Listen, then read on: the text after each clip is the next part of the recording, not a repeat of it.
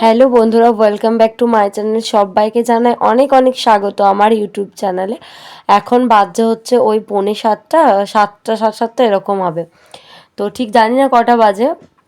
ওর পাপা আর মাম্মাম মানে মাম্মাম আর মাম্মামের পাপা কিন্তু আজ খুব তাড়াতাড়ি ঘুম থেকে উঠে পড়েছে, কারণ আমরা যাব হচ্ছে একটু পুজো করাতে। হ্যাঁ, মানে দোহালিয়া কালীর বাড়ি।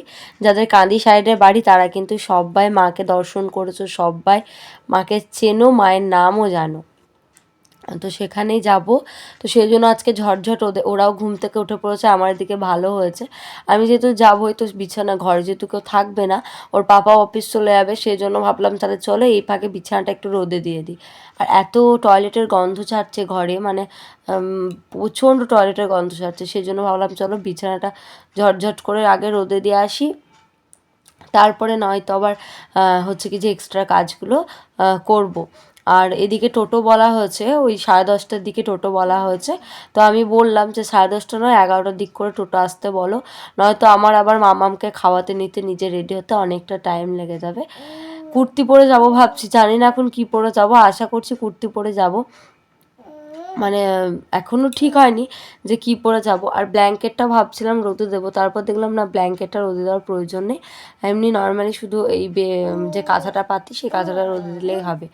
আর মামামের কালকে তো গিয়েছিলাম ছোটো পিসেশ্বরীর বাড়ি, সেটা তোমাদের সাথে আর কিছু ভ্লগ শেয়ার করতে পারিনি, কারণ কালকে আমার ভ্লগ করার মুড ছিল না। তার থেকেও বড় কথা হচ্ছে শরীরটাও ঠিকঠাক লাগছিল না, খুব মাথায় যন্ত্রণা করছিল কালকে। ভেবেছিলাম একটা ছোটোখাটো ভ্লগ শেয়ার করব, বাট ভ্লগটা মানে স্টার্টও করতে পারিনি। ভ্লগটা মাঝখানে কয়েকটা ক্লিপ নিয়েছিলাম, বাট সেটা তোমাদের সাথে শেয়ার করবো না। তো আজকে একটা ফ্রেশ ব্লগ দেখলাম, স্টার্ট করলাম। আর অনেকগুলোই শার্প জমে গেছে, কাল বিকেলেও শার্প অনেক কাজ কেচে নিয়েছি, আর তাও আজকে অনেকগুলো জমে গেছে। তো যাই হোক, এদিকে বিছানাটা একটু নর্মালিভাবে পেতে, মানে যেগুলো আর কি গুছিয়ে আমি এখন এটাকে রোদে দেব। আর রোদে দেওয়ার পরে হচ্ছে কি যে আমি স্নানে যাব।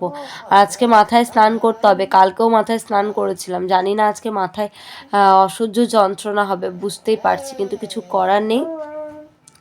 এদিকে হচ্ছে গামলার মধ্যে সমস্ত কিছু এক জায়গায় যা মানে গুছিয়ে নিলাম, যা যেগুলো আমি কাচবো।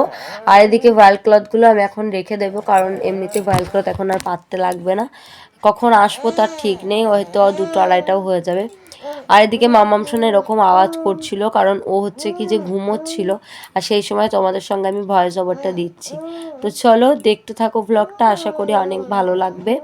আর আমার আজকে একটু ঘুমটা হয়েছেই বলতে পারো, ভালো মতনই ঘুম হয়েছে।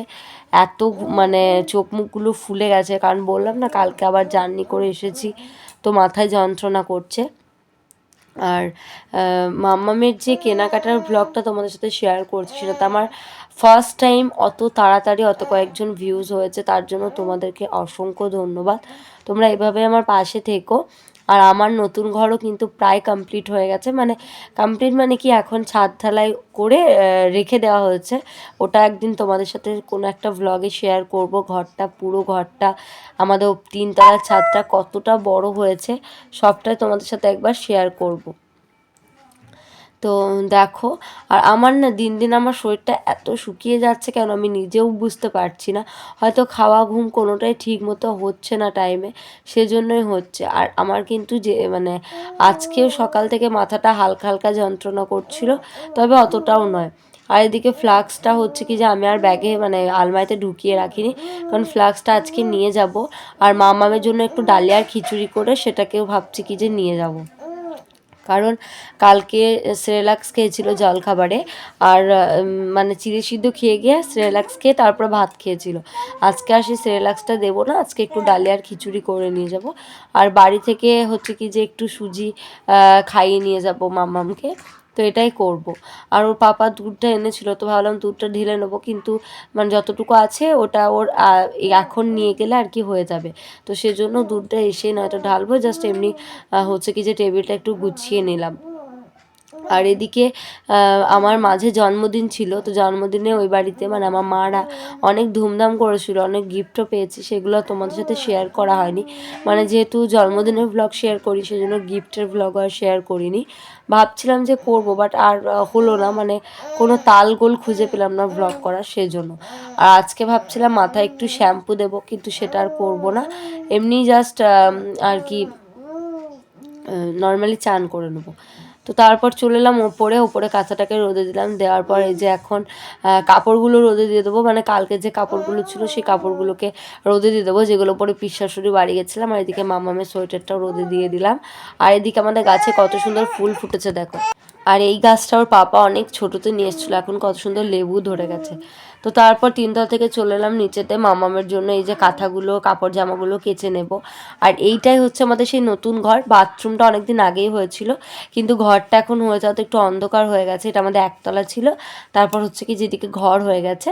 তো এই বাথরুমটাই কিন্তু আমরা রাফ ইউজ করি, মানে ওই রাত্রিবেলায় কি দিনের বেলাতেও ইউজ করি, বা রাত্রিবেলায় স্নান টান করি না, কারণ এখন শুধু একটাই কল লাগানো হচ্ছে, এমনি গিজার বা শাওয়ার কিছুই সেট করা হয়নি।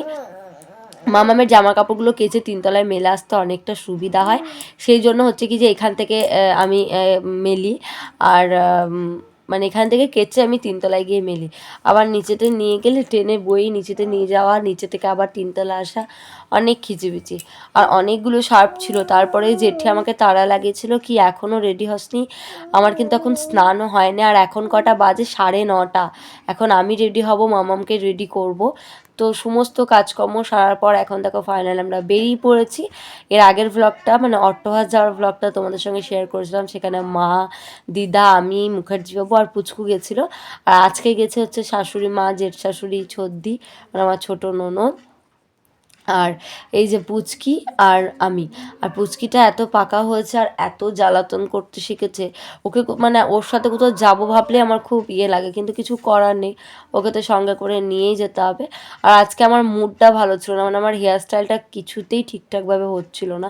যাই হোক পৌঁছে গেলাম মায়ের কাছে। আর মায়ের কাছে এসে দেখো এখন পুজোর জন্য সব কিছু আর কি দেওয়া হয়ে গেছে আমাদের, মানে ফল দেওয়া হয়ে গেছে। এখন ফলটা পুজো হওয়ার পর প্রসাদ দিলেই আমরা এখান থেকে বেরিয়ে যাব। আর এত ভিড় ছিল এখানে, কিন্তু ভেতরে ক্যামেরা খুব একটা অ্যালাউ নেই। আমি লুকিয়ে নয়, আমি সবার সামনেই ক্যামেরা করছি। আমি ওখানে গিয়ে বলেছিলাম যে আমি ভ্লগ করি, তো সেই জন্য আমি ভ্লগটা করেছি। ওরাও বললো কোনো প্রবলেম নেই, তুমি ক্যামেরা করতে পারো। তো বাইরে আসার পর এত ভিড়। আর এই পৌষ মাসটাই কিন্তু আমাদের এখানে অনেক ভিড় হয়, মানে দোহালিয়া কালীবাড়িতে প্রত্যেকে পুজো দিতে আসে পৌষ মাসে, তো সেই জন্য এত ভিড়। তা আজকে খুব একটা ভিড় ছিল না, ফাঁকা ছিল। আর পুজোটাও খুব সুন্দর হয়ে গেছিলো। তারপর কিছু টুকটাক খাওয়া দাওয়ার পরে যে এখন মাম্মাম আর মাম্মামকে আমি এই নাগরদোলনাগুলো চাপিয়েছিলাম, ও নিজে থেকেই বললো চাপবে। চাপানোর পর ও প্রচুর ভয় করছিল, মানে ও উঠে দাঁড়াতেই পারছিল না, এত লাফাঝাপা হচ্ছিল। তো উঠে দাঁড়াতে পারছিল না, সেই জন্য ও কান্না করতে লাগে। আর সেই জন্য ওকে আমি হচ্ছে কি যে ওখান থেকে নামিয়ে নিই, বাচ্চা মানুষ তো অনেক কান্না করে, সেই জন্য আমি ওকে ওখান থেকে নামিয়ে নিই। আর তারপরে হচ্ছে কি যে আমরা একটু পরেই বাড়ি চলে যাব, মানে ওই একটু পরেই। তো চলো দেখতে থাকো ব্লগটা, আশা করি অনেক ভালো লাগবে। এরপর দেখো চলে এলাম হচ্ছে মামামকে ওখান থেকে নামিয়ে। তারপর কি কাণ্ড দেখো, রামকৃষ্ণ দেবের মাথাতে হনুমান বসে আছে। তো ওই কাণ্ডটা দেখার পর অনেক হাসাহাসি করলাম সবাই মিলে। আর এই যে এখন আমরা বসে আছি, আমাদের টোটো রিজার্ভ ছিল, তো টোটোটা ফোন করা হচ্ছিলো, বললো আসছি একটু বাদে। তো ভ্লগটা এই পর্যন্তই ছিল, সবাইকে বাই, দেখাবেন।